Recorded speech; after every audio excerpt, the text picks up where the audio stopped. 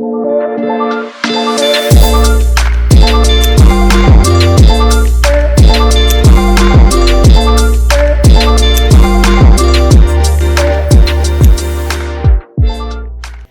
guys, welcome to another episode of Living Out Loud. As you know, we try to have the opinions of young people from their different communities and different societies where we come here, we discuss them, share our lived experiences, and we have the voices of young people being expressed out loud, as the name says, Living Out Loud. I am your host, Rumidzai Mashawiro, and today I am being joined by two wonderful guests, Chichi and Freddy. So I'll give them an opportunity to introduce themselves and maybe in brief, just tell us about yourself. Chichi and Freddy, welcome to the session. Thank you, Rumbi. Thank you so much, Rumidzai. It's a pleasure to be part of this session. Mm-hmm. Kindly, please introduce yourself in brief. Who is Freddy? Who is Chichi? So Freddy is a passionate person who loves young people. He's been working with people, I think, for the last, 10 years or Wow. 10 years or so. So I have been, in listening ear to their concerns, offering advices where possible. That's nice. Yes, over to you, Chichi. Anyways, so in brief is, so my name is Chidadiso Francis Cambazo. I'm a youth health advocacy leader. I'm a social scientist, I'm a multimedia personality, and I'm also a wordsmith. So I'm really passionate about young people, firstly. I'm passionate about health. Passionate about the creative space that is media, that is art, and most importantly, I'm passionate about fashion. Okay.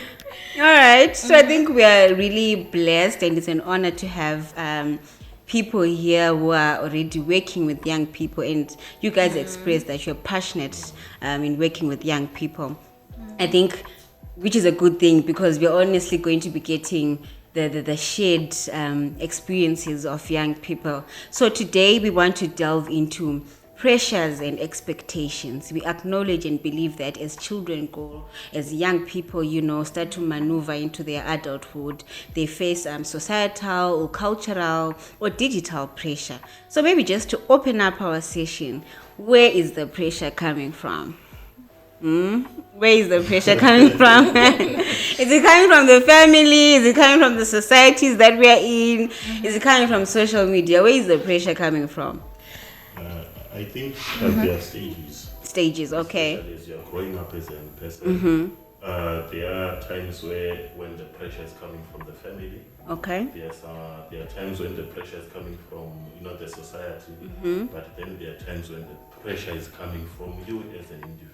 Because you've got your set standard, you've got your self-expectations, the things that you want to achieve. Yes. And then from there, you have the pressure. The pressure. Okay. So, I would say, apart from what you have mentioned, then there is the self-imposed pressure. I think that's the biggest one. Definitely. And I also am of the view that I think when I'm young, it's likely to come from family, especially if I have siblings. And we have maybe my older sister. Yeah. I think I'm so glad I never had like an older sister. But you are the older sister.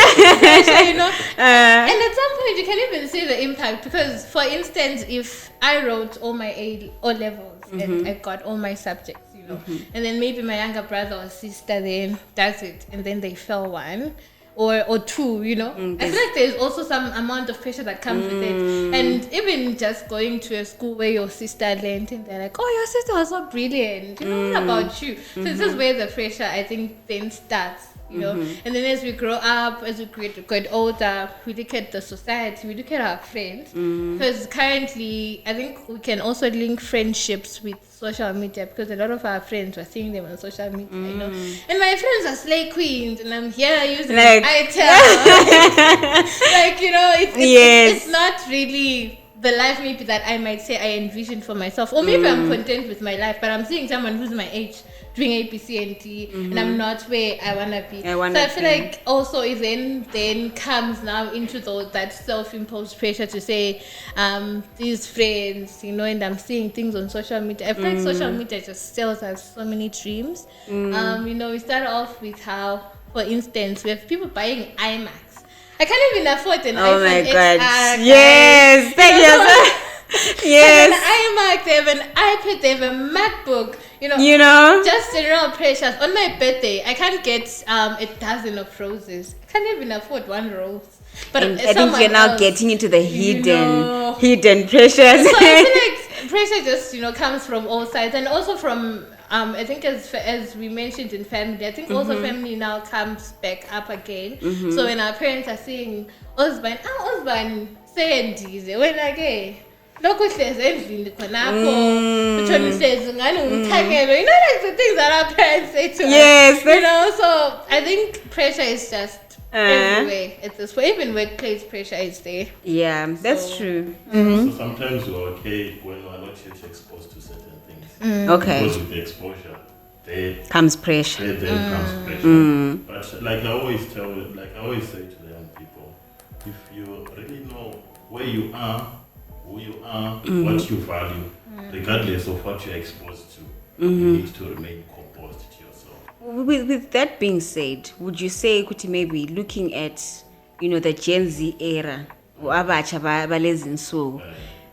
is there like a timeline for success, or like Chichi said, we're now living in the digital world. There's too much maybe of comparing yourself to what other young people in South Africa or in America are doing. Is there a timeline for success? Because you have a 13-year-old making millions, and here I am, I'm a 25-year-old, I can't do that. So do we have like a timeline? I believe kudala thina omama bethu besakhula bawuthi maybe ungazibona sufika iminyaka engaka, so fanele ubusuthethe, fanele ubusumephi lo muzi wakho. Do we believe, or is it still existing? Is there a timeline to success, or there's more of comparing? It can be financial, different. Just if it's finances, then there are quite a number of issues that we really need to take into consideration. I'm sure the Gen Z are the ones who are mostly knowledgeable about quite a number of things. They are there on the social media. I myself, I have come to realize that others, they will make it at 18. That's most true. Probably because of their background. While least others, they will make it at 30, others, they will make it at 40, others, they will even make it at 60. So to say there is a timeline for success financially, it differs from person to person. But where we are looking at different factors that really comes into play. Someone, for them it's easy. They are coming from a family that is well connected. They have got connections. For them it's easy. Then you have got someone, who is coming from a background. They literally don't have anyone. Yeah. But all things, they work together. Eventually, you might not make it when you're 13 or 20, but eventually, with time, I believe opportunities, they always open up for all at some point, one or the other. But like you are saying, right now, maybe you're at 25, Anzi, I think you got 25. Now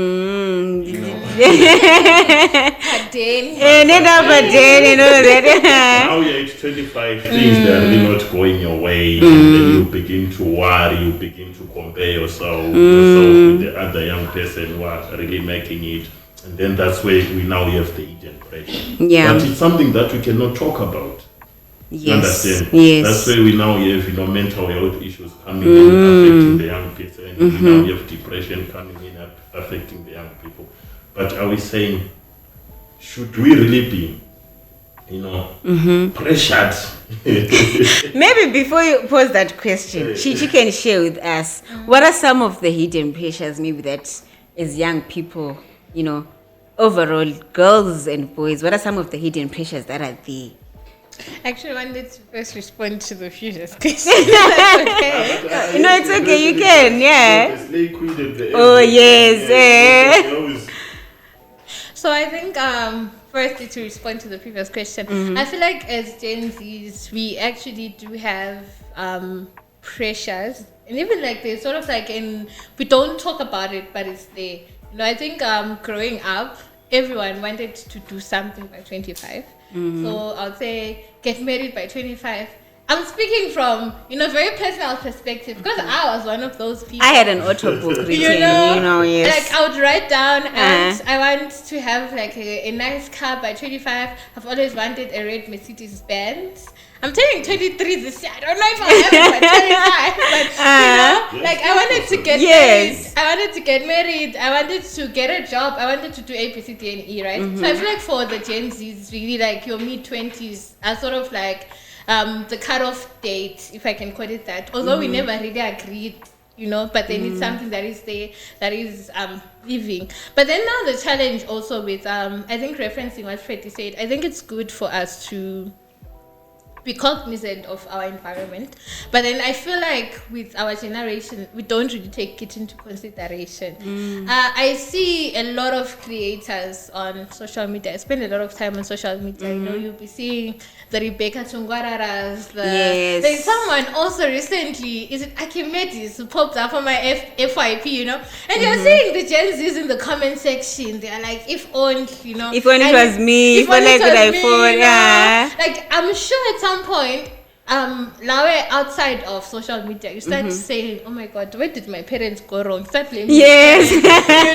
Why didn't you become now a part of and stuff like that. So I feel like, especially with us young people, we don't consider the fact that we're coming from different backgrounds. If I'm to speak from a personal perspective, I think I'll always consider those things. Whenever I find myself comparing myself to other people, I'm like, no, but we're not from the same background. We did not start off at the same level, which I understand, And we're running a totally different race, But with my other guys, I know, for them it might seem like life is unfair, because sometimes the things that also we want are very unrealistic. And as I'm your friend, Rumbi, I won't even tell you, Rumbi,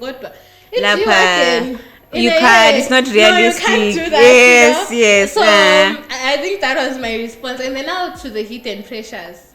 Oh my God.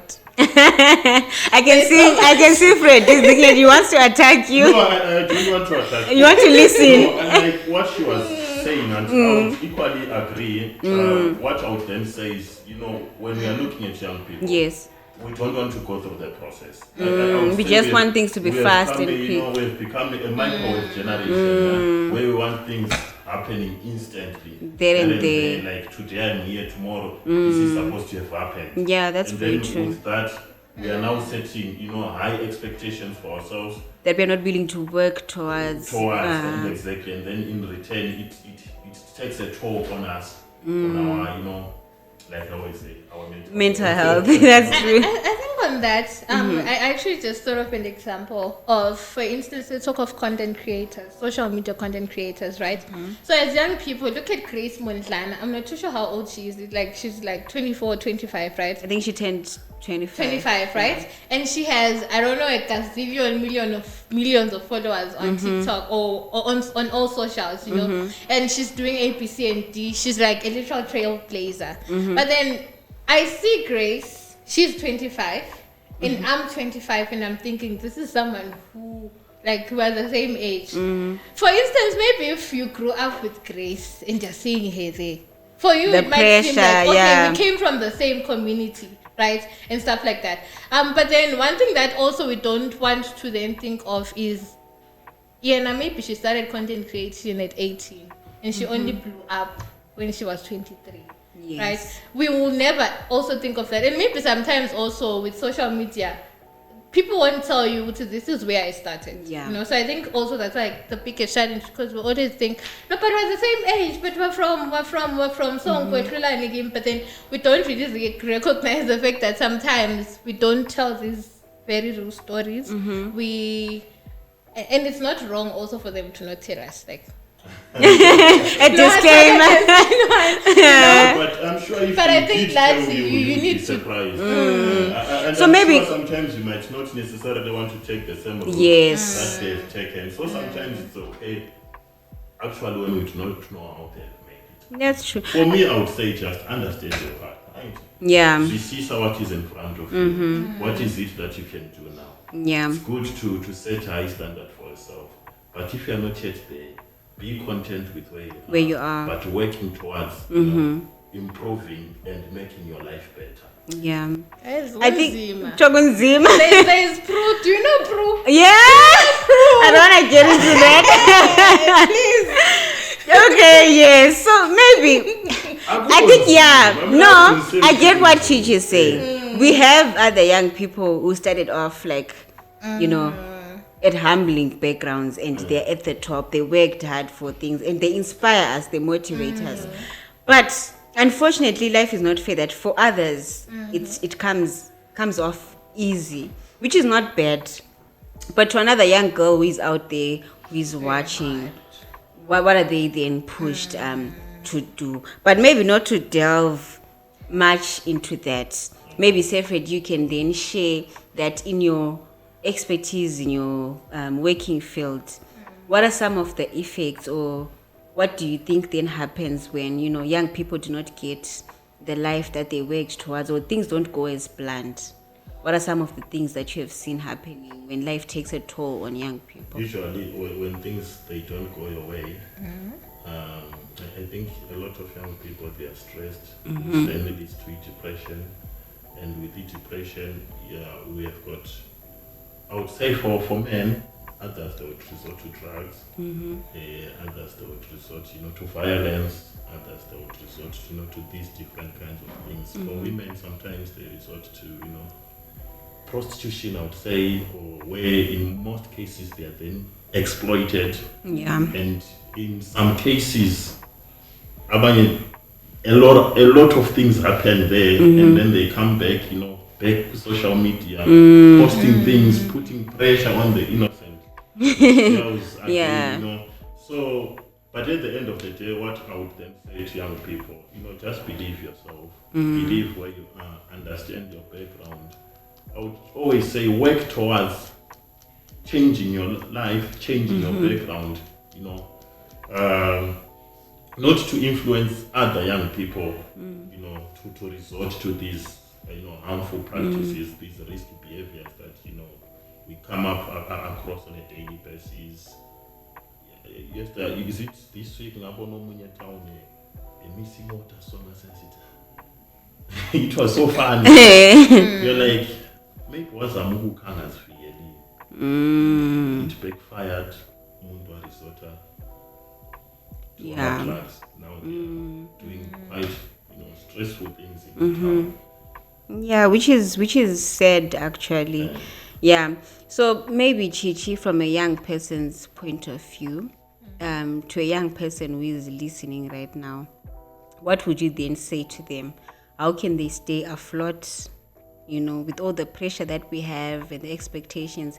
And even maybe Chichi, you can share for young people, then say Freddie, maybe you can share to, the different stakeholders, maybe that could be listening, or community leaders that could be listening. How can they best help young people to maneuver through the pressures and expectations? Chichi. I think for me, the first thing that I would say is, it's okay to spend a lot of time on social media. It's not wrong. But then the problem will then start when it becomes a very toxic space for you. I personally spend a lot of time because I get inspired to work harder, I'm like, okay, this is what I want for myself. But then I don't necessarily then pressure myself to say, next year, next month, you should do this, look for money. Stuff like that. So I feel like also, first, if you feel like it's been a toxic space for you, it would be good to sort of regroup, reconsider that, delete your TikTok account and start another one. Get a new algorithm, a new FYP, if it then it's going to give you peace. But then I would really encourage young people to say, the things that we see on social media are for content. I feel like it's also unfortunate that isn't anything that we often see, we then think, oh, this is someone's lived reality. I once saw a video on TikTok of this lady who makes relationship content, and she was telling us that when you see him bringing flowers for me, it's not because he was thoughtful, not to say men are not thoughtful, but I told him, can you please bring flowers? Then we want to film. You see us going out to do ABC and D. We show you what we're doing in the now, but you don't know what happens then, what's behind the scenes, right? So I think also, when it came to relationships, at some point, I think I had this conversation with myself to say, you see so many social media perfect relationships, but is it really social media perfect? But then behind that, and you're like, oh my god, love is nice, love is my life. I want a man like that. I want a man who takes me on vacations, right? But then the thing is, you need to also recognize the fact that it's not always like what you get that kind of relationship. That's first. True. That secondly, you don't know the amount of effort that these guys then put into their own relationship To be where they are. If one day we had a sit down with people, they'll tell you so many different stories. But then because with social media, we see what people want to see. I always make this example of how, for instance, I can go on my LinkedIn and post about how, I'm so grateful to have had the opportunity to come to this podcast. And for instance, but they don't know that I've been in Rumbi's DMs for a year. Not to say I've been but you have been. But I've been in Rumbi's DMs and I've been begging, sending emojis, even posting it on my status to say, Rumbi, I want to come, I want to come, I want to come. But this is just an example. Yeah. We only post the things SE successful Gizo. Yeah. But the whole 1,000 rejection letters will never post that. That's very true. So with social media, I think we should just bear in mind which is a space where we're just posting the things that we want the world to see.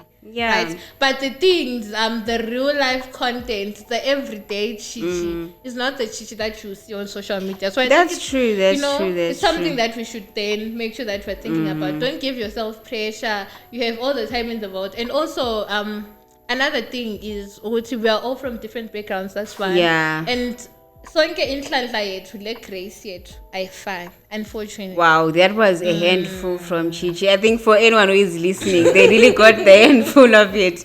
So maybe Freddie, in brief, 2 sentences if possible. In summary, we need to acknowledge that our young people, especially to the parents, to the community leaders, the other stakeholders, we need to acknowledge which abantwana currently going through, these mental health issues as a result of, what they might be facing, be it's at home, or it is through, our communities that are available.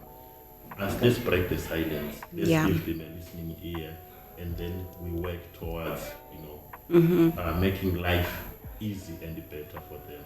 Like we always say, small steps lead to what? To bigger changes. Wow.